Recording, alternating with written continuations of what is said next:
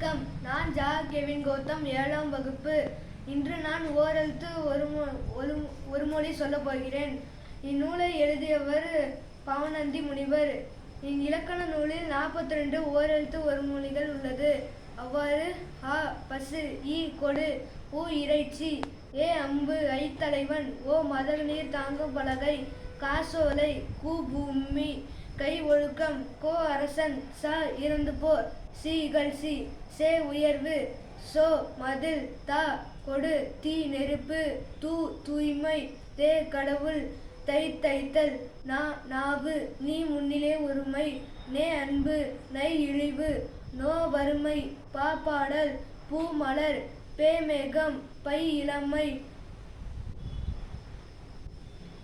இளமை, மா மாமரம், மீ வான், மூ மூப்பு, மை அஞ்சனம், மோ மோத்தல், யா அகலம், வா அழைத்தல், வை புல், வி மலர்,